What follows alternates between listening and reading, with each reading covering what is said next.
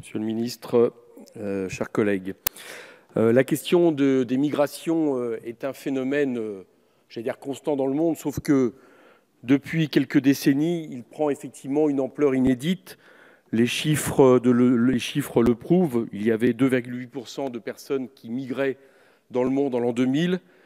Ils sont aujourd'hui de 3,3%. Et à l'intérieur de cette augmentation, on constate en réalité, que ce soit sous les termes reconnus par l'ONU ou pas, une augmentation constante du nombre de réfugiés, c'est-à-dire de personnes qui sont contraintes de partir pour des raisons impérieuses, que ce soit du fait des guerres, que ce soit du fait économiques, notamment liés aux accords de néolibéraux qui ruinent beaucoup d'économies fragiles des pays du Sud, ou que ce soit à cause du climat. Je note tout de suite que la plupart de ces migrations, en réalité, ne se font pas du Sud vers l'Europe, mais entre les pays du Sud eux-mêmes.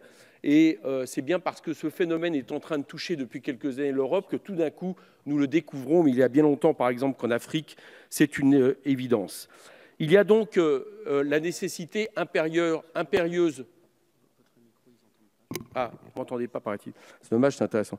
Il y a donc la nécessité impérieuse de régler les causes, notamment parce que les premières victimes de ces migrations contraintes sont les migrants eux-mêmes.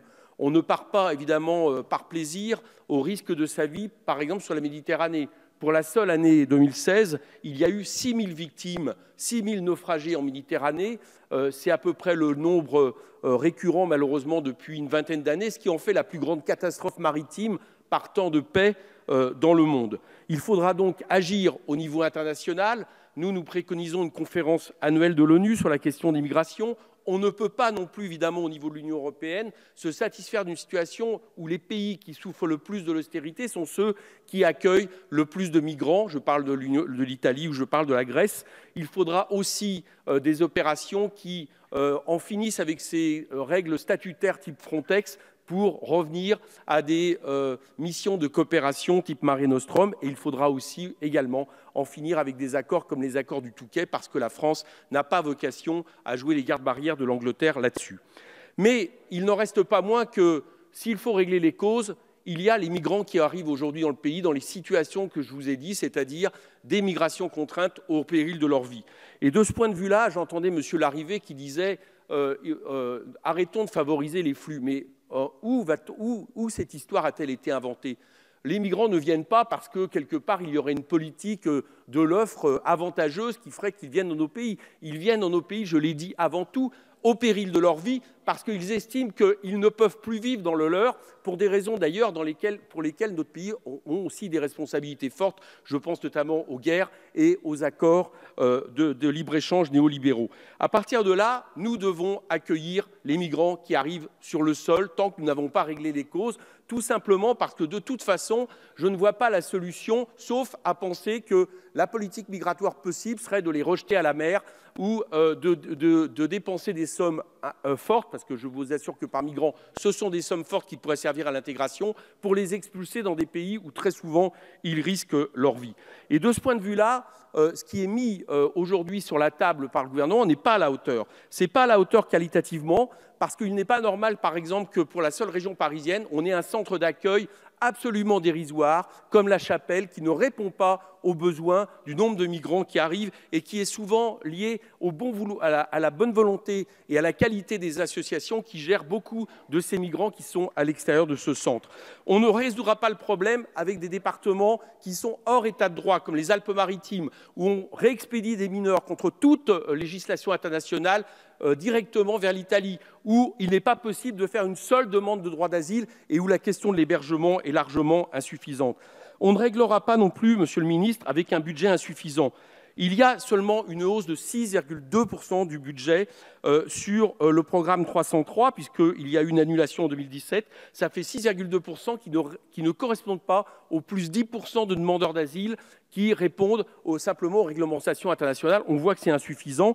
Et enfin, je terminerai là-dessus, on ne le réglera pas seulement en mettant 15 personnes au service de l'OFPRA, ce qui fait, avec 10% d'augmentation de demandeurs d'asile, 674 dossiers par personne, alors que votre ratio actuel est de 400. On voit là qu'on est sur l'idée d'accélérer le délai des traitements, comme si, quand c'est des gens qui risquent leur vie, il fallait avoir ce critère comme critère, j'allais dire, de bonne gestion. Pour toutes ces raisons, nous estimons que votre budget n'est pas à la hauteur, pas plus d'ailleurs qu'il l'est sur ce qui est important, ce qu'a dit ma collègue juste avant avec raison, celui de l'intégration et de l'accès à la nationalité, importante évidemment pour que ces gens-là puissent faire partie de la communauté de destin qu'est notre République. Merci.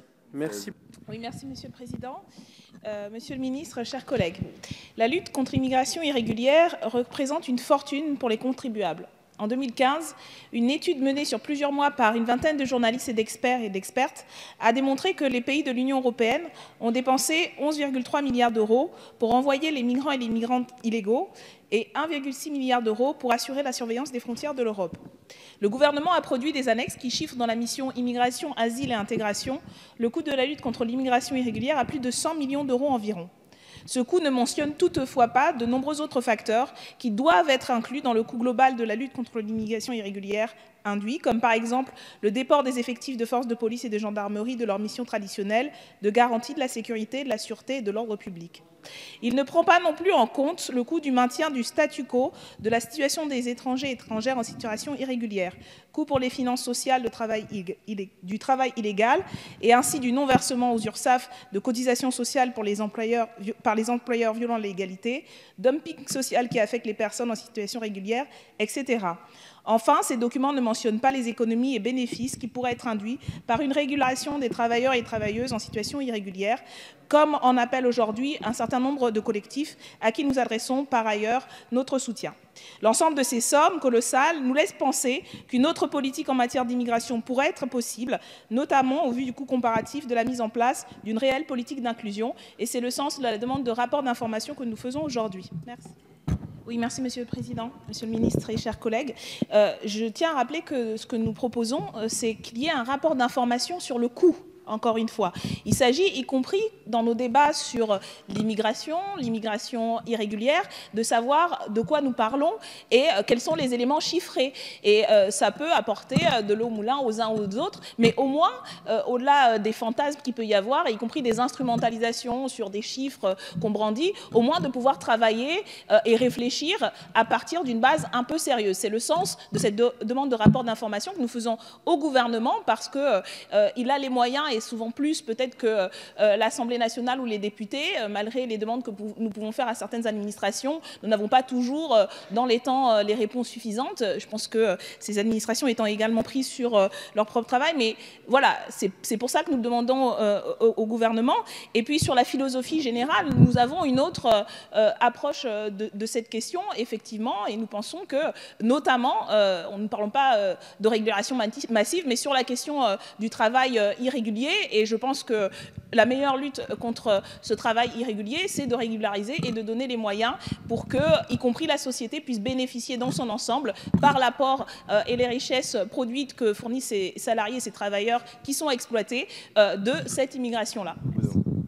Monsieur le Président, Monsieur le Ministre, Messieurs les rapporteurs, Madame la rapporteuse, je voulais répondre déjà à Monsieur le Ministre sur le fait que, puisque nous avons effectivement une réforme constitutionnelle, peut-être que vous proposerez la suppression de l'article 40 qui nous contraint au niveau du débat budgétaire à ne pas pouvoir présenter d'autres amendements que ces demandes de rapport d'information, puisque sinon nous proposerions autre chose en termes de politique et de notamment dépenses publiques pour permettre à nos administrations qui effectivement font énormément et les agents que nous rencontrons par différents biais, notamment les biais syndicaux, mais aussi dans le cadre des instances dans lesquelles ils et elles interviennent et qui nous font part de la réalité d'un travail extrêmement dur, dans lequel ils sont très impliqués, mais dont ils disent aussi les besoins en termes notamment humains et sur le fait que ceux qui sont annoncés aujourd'hui ne sont pas suffisants.